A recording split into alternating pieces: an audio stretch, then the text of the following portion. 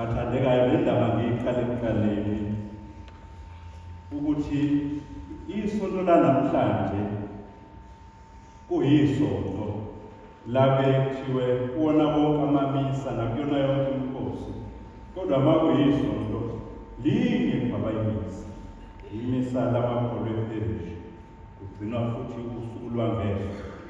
Kodwa leli lanamhlanje kuyisonto lamashumi 24, 24 Sunday. Kubukeka kube nemikhosi esondelene, nomkhosi omunye bekufanele ngabe namhlanje njengoba kumhla ka-15 ukube bekungeve kuyisonto ngabe sikubha wona, ngoba ngomhla ka-14 siye sigubha umkhosi wani wesiphambano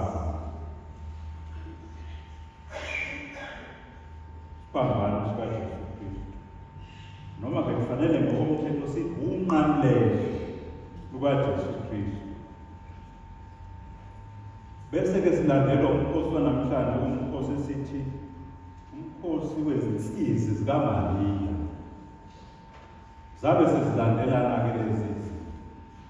Uthi-ke uma ufunda futhi nezimfihlo zale mkhosi yomibili ebesingazivuleka, kakade nje kubukeka kungathi kuwusizi, kodwa ngasibona abantu bosizi ngaphakathi. Kodwa-ke enkonzweni yethu ikhona into ethi singakhohlwa ukuthi impilo nje-ke kuthina bantu kusukela ekuqaleni iqiniso lithi akakaze kwasho ukuthi yokibe. Ngize ngathi ngiyacabanga ukuthi siyithatheni le nto yokucabanga ukuthi empilweni kuzovele kube lula, futhi kube lula ngazo zonke izikhathi. Siyifundiswe ngoba kusukela nje ekudalweni kwethu uNkulunkulu esidala kukhona akushilo kowesilisa, kwaba khona akushilo kowesifazane. Kodwa-ke ngifisa ukuba mangikhuluma ngale mpilo yanamhlanje ukuthi kukhona ubunzima empilweni yomuntu owesilisa, kukhona ubunzima empilweni yowesifazane, kukhona ubunzima empilweni kaJesu othwala isiphambano noMariya nezinsizi zakhe. Ngifisa kodwa abantu bangathi sigxile ezinsizini futhi ukukholwa kwethu kuwusizi. Jasibona abantu bosizi. Kodwa ngifisa ukuba thina abantu bamanje abaphile kakhulukazi esikhathini samanje, mhlawumbe sikhumbule ikakhulukazi uma sifunda incwadi ka-Isaya umprofethi, sifunda nevangeli likaMarkus chapter 8 ukuthi impilo akakaze kwasho ukuthi izoba lula. Ngifuna yonke inhlobo yomuntu namhlanje, noyiqanda, nongasonti, noncengwayo kubo, nokhothanywayo, nohlonishwayo, nothola izinto mahhala kusende, nobona ngathi yena senokazalwa impilo yena ihlezi ukhisimusi. Ngizothi kodwa namhlanje akuyona impilo le, umuntu akakaze adalelwe phezu. Noma ngabe uyinkosana, noma ngabe uzalwe ebukhosini, noma ngabe uzalwaphi, noma ngabe uhlala ngapha kuka-red carpet eLathini, ayikakazi nje impilo kwathi izoba lula. Uma uphile empilweni enjalo uyaphupha. Uma kukhona abantu abakusizayo ukuthi ucabanga ukuthi wena ukhipha nje isandla ukuthi lethani, ngithathe, ngithi letha lokhu balethe. Uma ucabanga ukuthi uphile impilo enjalo uphila umsangano. Kodwa kakhulukazi uma umuntu wesilisa uphile impilo enjalo uyakhumbula lekhaya. Uthi uma usakuthi ngiyanqena ukuthi uzophuma uhambe, hamba. Uma sewuyitholile la uyakhona impilo ezofika ibe lula, wobu uzongitshela ukuthi laphi. Ngoba thina madoda uma uNkulunkulu esesinikile imvelo yonke, asinika konke, kodwa sikunakekele, sase sashaya udaka, sashaya udaka esalishaya, niyakhumbula-ke udaka thina madoda usethu uNkulunkulu-ke uma sekungathi sekufanele sithole ibhamba kuphela uthi kuthina manje thina madoda angazi ukuthi ngani kodwa mina ngazi ukuthi kukhona indoda nowesifazane. Hayi ngala showcase man, I love showcase. La ndoda lapha ngathi nje ngala usethi uNkulunkulu kulo wesilisa wena ngoba imiyalo yami uyigcinanga kodwa konke uyokwenza ukuze uphumelele wena uyodla isithukuthuku sakho okusho ukuthi wena uzophumelela empilweni kofanele ujuluke usebenze ujuluke ya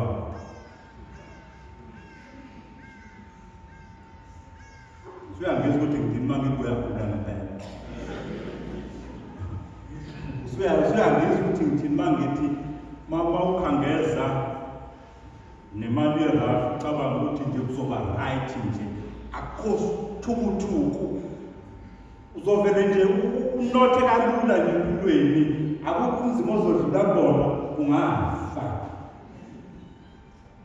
ngoba nayo le mali karafu noma ungathola amamiliyoni amaningi futhi phela thina abantu asikakaze sashoda ngento umuntu esizomthwesa ngayo noma ungawina iloto noma ungawinani noma ungabe umdlalo webhola noma ungaphumelela kodwa nakho lokho yokusebenzele kanzima uyothi ukudla sobe sikukhonkotha ngemuva phela futhi thina abantu ngeke ube right nje wena thina siseza ngemuva sothi siza ngemuva sobe sizakhuluma nezithembiso zobe zibakhumsile akekho kodwa nje ozophumelela kalula kuthina abantu manje namakhosana emakhaya manje noboy laba bantu kuswayo laba bafuna nanoma yini nanoma inini bayanikezwa futhi kuswa umuntu uboy uzomqhama uzongakhulumisi ngasasikhulumisi-ke sonke la ekhaya siyasaba noma ufuna ifiki uvula ivalo ubona ukuthi akusanqabile ufuna ithemu lakhe leJordani noma ngangxaba anomhleba kancane lethi necoli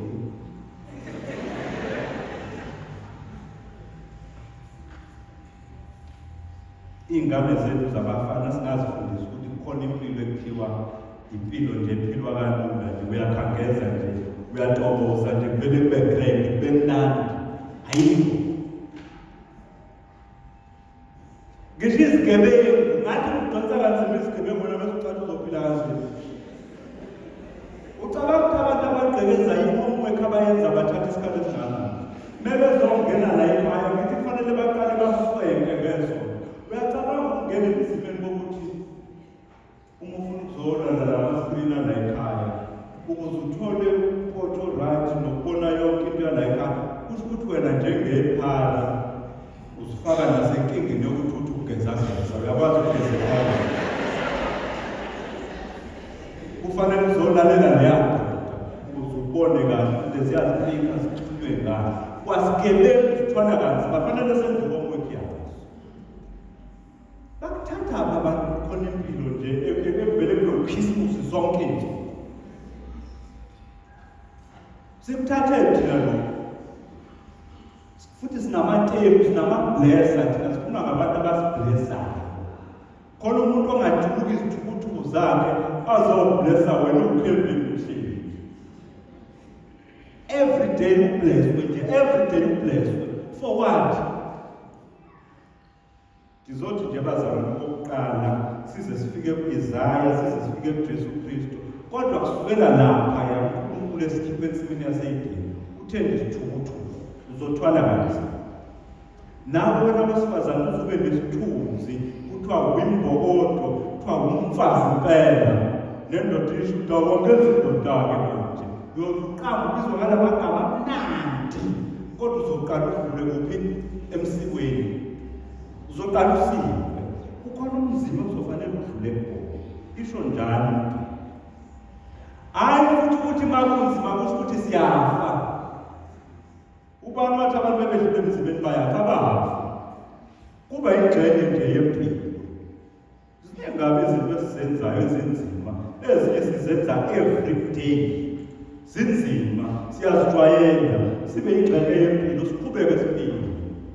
Ukuthi impilo inzima akusho ukuthi kusho sekusizi zonke izinsuku, cha. Thina siyaligqoka iphenseli hili, siligqoke from 8 ekuseni emsebenzini kushaye no-2 sake safa. Siyazigqoka izikhathi eziboshiwe, sisontisa amakhoba, niphume imisa nango-1 sake safa. Ugqoka ukhololo nale mjimba yasemaromeni eminingi kwafana. Makuthiwa impilo inzima akusho ukuthi ayiphileki, akusho futhi ukuthi ayimnandi. Ngakho-ke ngifisa sisuse kuqala lento kubona bonke abantu, kuzona zonke iy'ngane, nabazicocosayo, nabafuna ukuthanda, nabafuna ukuthandwa, ingqondo yokuthi nje impilo ilula wena uzophila ngama-handouts. Angikhathali noma ngabe ungqengelele kangakanani kulawo ma-department akho nasey'ntweni ozenzayo. Be it ngokwemali, ngokwezikhundla, nangokwakho, nangokomuthi, nangokwezikhali. Noma ungacabanga ukuthi wena impilo izoba lula, angeke ize ihlezi empilweni. Cela nje abantu bakukhiphe akusiphumeni ukuthi meke ngasebenza kahulumeni kuzoba right, meke ngathola leya position kuzoba great. Ayikho njalo. Enye izinto esasizifuna madoda, nezinto esasizithandazela, sithi yabo meke ngathola into yokuthi ngeke ngikho ngoba siyakholwa thina bantu, siyakholwa, kodwa uNkulunkulu wasenzela umusa sadlula kulezo zinto. Bese-ke kuze esikhathini futhi la u-Isaya-ke sefundisa abantwana bakwa-Israyeli ngalo chapter 50 esimfunda kwanamhlanje. U-Isaya sifundisa ikwetsha, thina abantu esingafundisiwe. Thina sifundiswe ukuthi umuntu uma ekubhedela nawe wenze njani? Esifundiswe kanjani? Angibhedelwa umuntu bani? Ngangafundiswa kanjani? Namanje ngambhedela kanjani?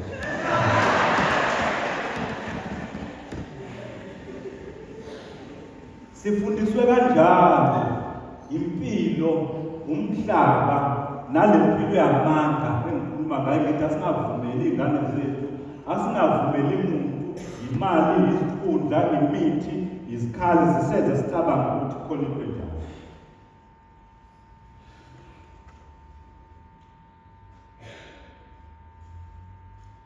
Umhlaba thina usuze wasifundisa ukuthi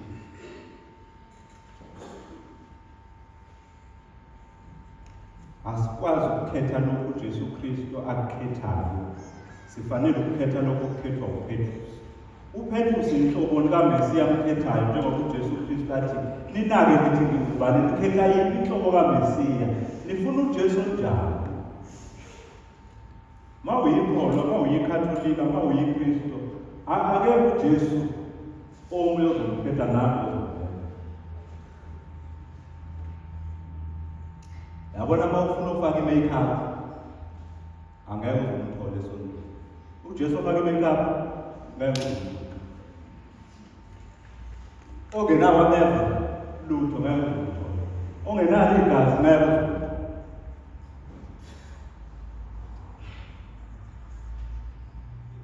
Uyena uJesu esimkhethayo. Uyena futhi uJesu okuthi lapha encwadini ka-Isaya uma kuthiwa ngithathe kwamhlane wami ngawuphendulela abashaya ukuze umhlaba uthi ungitshela ukuthi angifinqe, kodwa mina ngivele nje ngithi shayane nzalo lokho enikuthanda. Lokhu kukholwa kwethu kuthanda ukuba yi-opposite yalento esiyifundiswa umhlaba. Yingakho kwethu sengayizwi indaba yalo Jesu olokhu ekhuluma ngokuthi uzodlula emzimeni okungaka azafika esiphambanweni. Kodwa ngizothi bazalwana sikhumbule kusukela ekudalweni kwethu inkosi yethu uJesu Kristu uMariya unina wayeViliko asikakaze sathengiswa impilo elula. Siyayifuna kodwa le mpilo elula siyayizama ngazo zonke indlela ngisho isingasekho. Nazi bazalwane sizama into engekho kwesinye isikhathi. Sizama into engekho siyenze ibe khona. Niyabona kwesinye isikhathi ukuthi uyofuna umsebenzi uyahlupheka vele impahla unazo. Kwamali yetekisi nebhasi unazo. Siyasweka masekumayindawo. Sesifake ne-makeup, uboleke make-up. Asifuni umhlaba sibone ngathi siyahluleka noma sidlule emzimeni. Sifuna umhlaba sibone ngathi sihlezi si-right.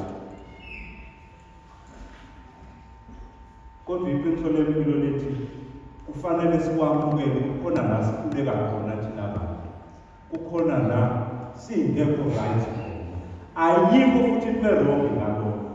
Ingakho-ke noJesu ethi wephethu usathane kuyele emva kwami ngoba wena ngathi ufuna ukuthi yonke into ihlezi i-right, ufuna hlezi kukhisimusi.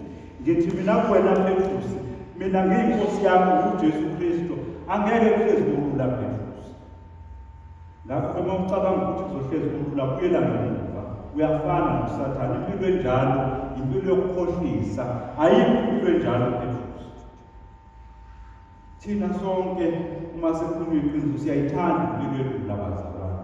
Impilo emnandi. Sonke siyayithanda soft life. Siyigxeke nje kodwa imnandi soft life. Kodwa isigcino sayo ukuthi asimnandi.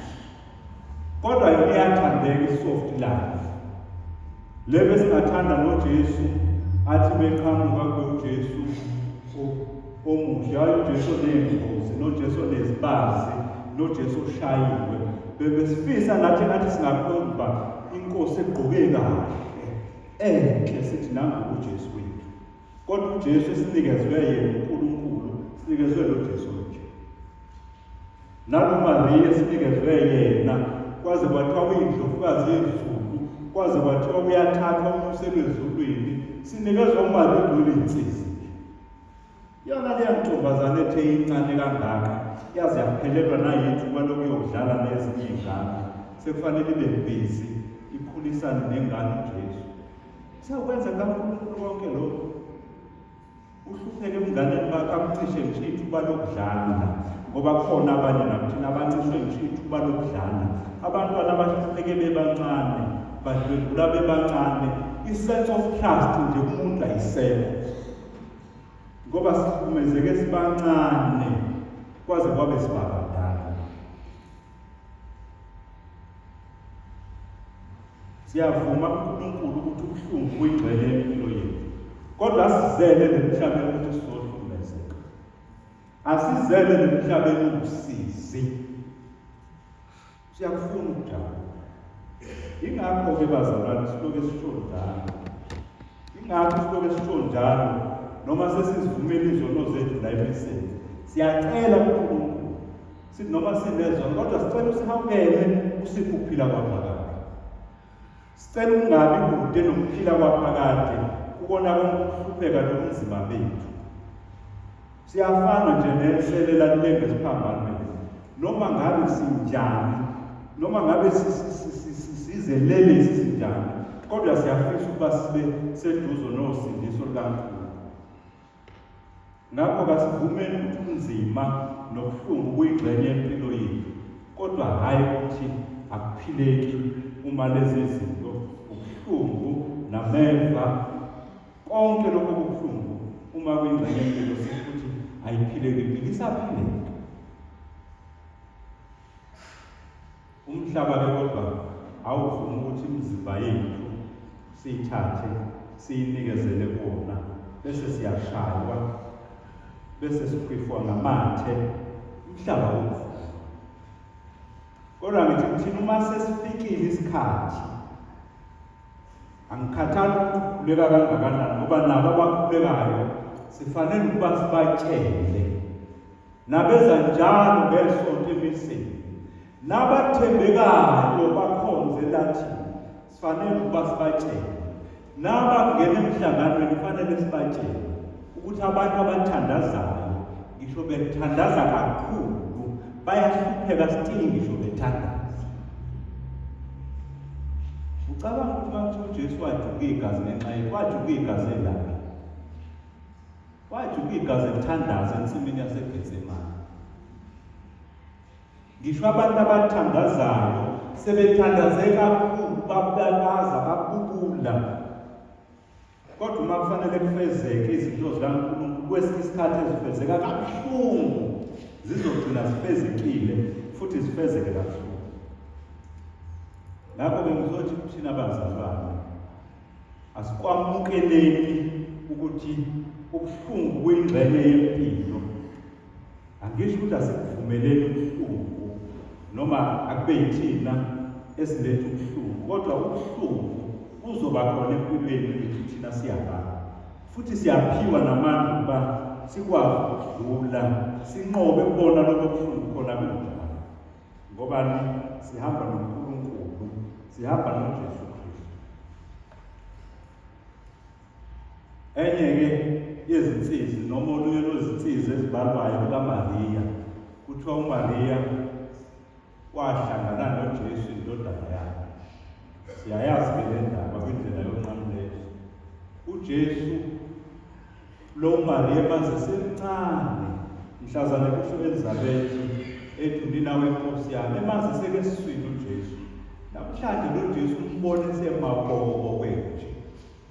Enye yemizuzu ebuhlungu empilweni kaMariya ukubona umntwana wakhe esenjalo.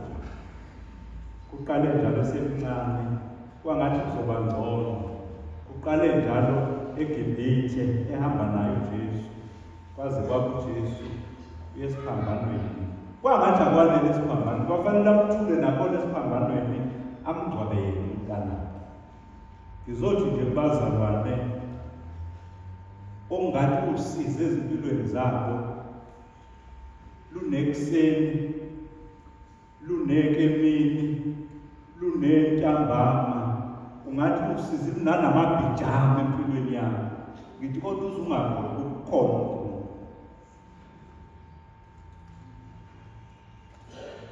kungathi usize empilweni yabanye abantu uyi-breakfast kunosizi, uyi-lunch uyi-tea time kunosizi, noma sekuyolala kunosizi. Kodwa ngithi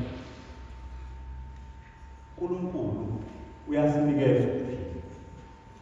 Abanye bethu uzophila bona, abanye bethu uzothi ngosizi lwabo bese kuphila abantu njengoba bethu uJesu Kristu ofisa ukuba azophila uyakuvula. Ngakho ngizothi namhlanje asibe namasosha. Singakusabi bazalwane, kubantu abama-leaders, kubantu abagxekwayo, singakusabi ubunzima kuyingxenye yempilo. Kubantu abagulayo, singakusabi ubunzima. Kubantu abakhulunywayo nabahlejiwe, singakusabi ubunzima.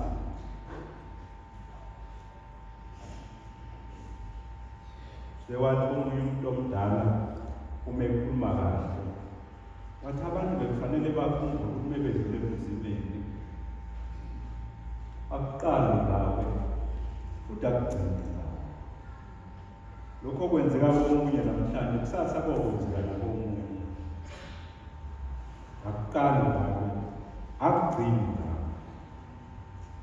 Ngakho-ke sizothi ngesiphambano nangezinsizi zikaMariya siyamukela uNkulunkulu ukuthi ubuhlungu bukhona, nawe siyakwamukela uNkulunkulu okuyosilethela usizi nokujaha ezimpilweni zethu. Kodwa sithi impilo ngalokho iyaphileka, impilo imnandi. Ngakho-ke sithi ngoJesu sicela ukuba siphile namanje ngokulalela izwi lakhe, namanje futhi ngokwamukela umzimba negazi likaJesu Kristu. Thina esikevezimele sithi siyacela ukuphila. Amen.